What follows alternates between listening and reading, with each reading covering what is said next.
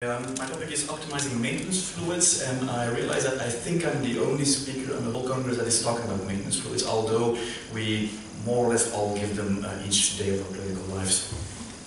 The first, these are my disclosures, and baxter sponsored a part of the study that I'm going to present here. The first question is, what is your preferred maintenance solution? Is it a hypertonic one, or a really hypertonic one, between 1.18 or 1.32 sodium? With or without glucose 5%? Is it just half mixed solution with 0.5%? Is it an isotonic solution in glucose? Or is it something balanced, like ringers or plasmolite with or without glucose? Or you never give maintenance solutions at all? And I see that indeed this esteemed audience is giving most of the time plasmolite. They're very greatly taught by the company to do salads. But now I'm going to tell you a little bit more about what could be the consequence of such policy. First, two more questions. One is, we always talk about sodium chloride and we say it's 154 millimoles per liter. But have you thought about this one? How many grams of sodium are in sodium chloride 0.9%. 9 grams, so I'm not talking about sodium chloride, I'm talking about grams of sodium. 9 gram, 4.5 gram, 3.5 gram, or 0.9 gram per liter. Okay, I got you there. The molecular weight of, so sodium is there's half chloride there and half sodium, and sodium has a lower molecular weight than chloride has, around 2.3 grams per mole, so there is actually less sodium than chloride in sodium chloride. And why do I ask you this? It's for the next question. The next question is, how much, or what is the maximum recommended daily sodium intake in a healthy person? So we're all doctors almost. Is it 1.5 gram? Is it 2.3 gram? Is it 3.5 gram? Or is it 7 grams? And you can vote.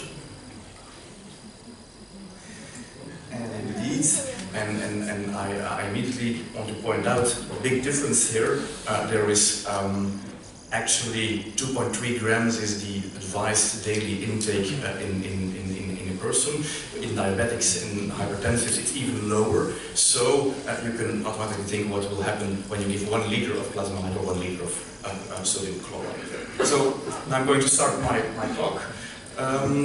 This was for the patient, or for the people that voted. I do not give any maintenance fluids, and sometimes on intensive care this is promoted not to give too much fluids.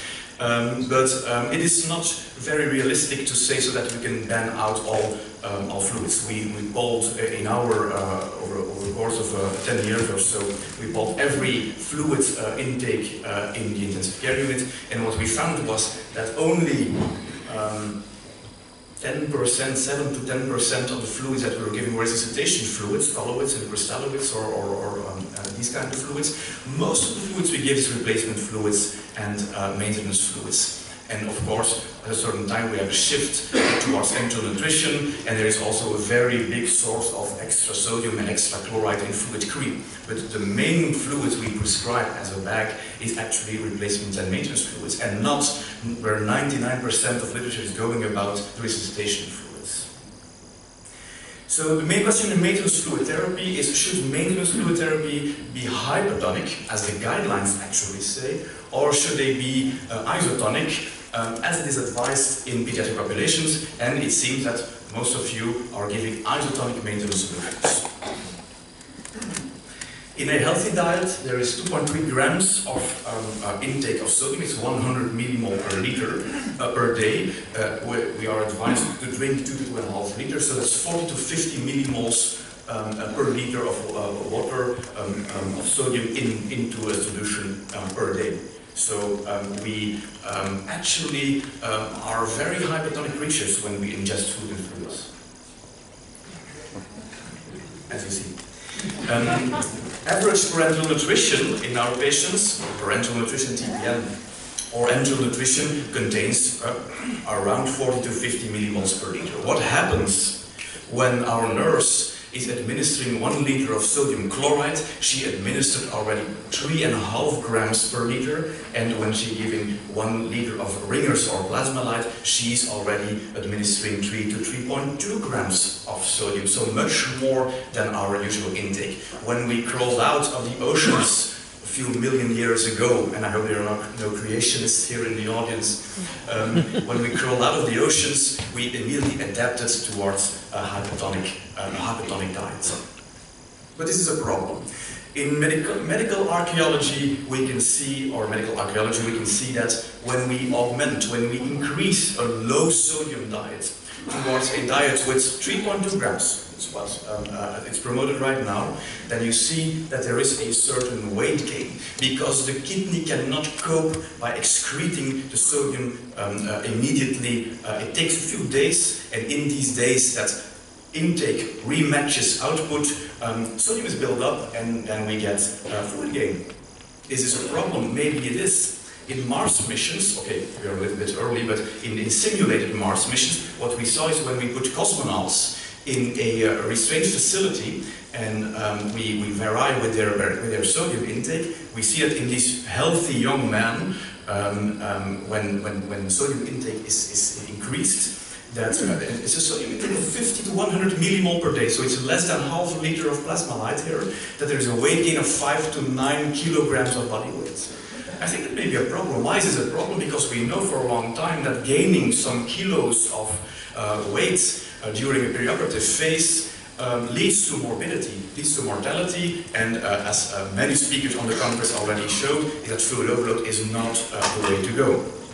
And we know even that from small papers in Australia that we can mingle or we can decrease fluid balance by giving diuretics, but sometimes we do not change sodium balance. And it is a sodium balance, probably more than the fluid balance, that is giving weaning problems and oxygenation problems. So I think we should care more about sodium, and the primary hypothesis of this study that we conducted, it is not only the volume, this was a question, is it only the volume that gives fluid overload, or is it the salt that is in the volume? So the open questions were, is fluid retention due to isotonic maintenance solutions present in a clinical setting? Is it clinically relevant? And is there a problem with hyponatremia? Because pediatricians, I don't know whether there are pediatricians here, they changed recently towards isotonic maintenance solutions because of hyponatremia in these children. The TOPMAS trial of tonicity of perioperative maintenance solutions ran from March 17 to July 18, and it were just 2 different fluids that we were given in a maintenance. So these patients came into the operating theater, and they were started at 27 mL per kilo per day, so it's just around 2 liters of or sodium chloride and glucose 5%, and we added some potassium because that's needed to not decrease potassium. Or we took a commercially available solution in Belgium, it's called Crucion, and it contains 54 millimoles per liter of sodium and chloride. So it's actually sodium chloride 0.32%. We selected a population that was as homogeneous as we could get it. So we took an operation that was always sent to our wards, major surgery. We selected a thoracic surgery because these patients resemble each other a lot, and they resemble also critical illness. And it was most of the time a thoracotomy. This was the schedule of the operation. It looks more difficult than it is because we just started the fluid at the moment the patient got into the operating theater, and we stopped it a few days later. We stopped it at end of study, and it was defined as a 3rd postoperative day, or the moment the patient got discharged from the ICU, or whether there was an adverse event. We excluded upfront, we excluded patients with renal failure and patients under diuretics because this would have completely changed the results, of course, when you're given diuretics. It would have changed the results. This was the most frequent reason to exclude patients. The primary endpoint was net cumulative fluid balance. The secondary endpoint were electrolyte levels and electrolyte disturbances. And we looked at adverse events such as clinical and radiographical fluid overload, evolving hyponatremia, and hyperkalemia. We assessed 110 patients for eligibility, we randomized 70 of them, and luckily for us, all these patients got more or less the same volume, so they got the same characteristics, same surgeries, same amount of volume, they drank the same volume, they had the same drain outputs, the same amounts of resuscitation volume, so it was just a variation in the sodium content of the maintenance solution. And this was the primary result. Just after, this is the model that we estimated the point at 72 hours, which is a typical duration for maintenance fluids. We saw that there was an estimated difference in fluid balance of 1.4 liter. So in patients with a perfectly healthy kidney, everything worked as it should be. We saw that there was a problem with fluid balance, fluid overload. 1.4 liter was retained more while giving exactly the same volume. We think this should be a problem, this could be a problem or a clinical problem. Of course, we had to look at the secondary endpoints, electrolytes, the serum electrolytes, and the clinical safety endpoints. And we split them up in the issues that could be an issue with hypertonic maintenance fluid therapy and hypertonic maintenance fluid therapy. Hyponatremia was, of course, a problem we feared when giving hypertonic maintenance solutions, and indeed we saw that sodium levels slightly came down from the 141 patients started with. Okay, there could be some dehydration from the beginning, of course, towards somewhere between 135 and 140. Some patients indeed developed hyponatremia. There were 11 patients of them, but they were all slight, not too serious hyponatremias. Below 135, it was 11%, it was significantly more than in the isotonic group, but severe hyponatremia, what we fear, of course, in the population, was not seen to be significantly different. And the study was never stopped because of symptomatic hyponatremia. On the other hand, the potential effects of isotonic maintenance fluid therapy is hyperchloremia, and of course we gave potassium chloride because we needed to. And the clinically relevant, what's clinically relevant here? The chloride levels, as expected, went up quite a bit. So most of the patients reached, 70% actually, the patients reached hyperchloremia above 110, and we heard in the conference a few times that this is not so good. And chloride went a little bit down again in the patients receiving hypertonic therapy. Hyperchloremia, 70, or an excess risk of 56% when you are applying this kind of fluid therapy. And this is the one we were most excited about, in the good or in the bad way. You can choose between that, but in 6 patients that received the isotonic solution, in 6 patients the study was stopped by the treating clinician because of wide lungs or lung edema, versus 1 patient in the other arm, in the hypertonic arm. And this did not reach statistical significance, but you can surely see the trend, and the study wasn't powered for this, it was powered for fluid balance. So I think we are seeing a problem here that probably is, could be real. So I will conclude, Mr. Chairman, that the lessons learned, that we learned here before going to next adventures, is that the tonicity of your maintenance fluids in this study was responsible for perioperative fluid retention that was independent of the volume that we gave. This presumably had a clinical impact.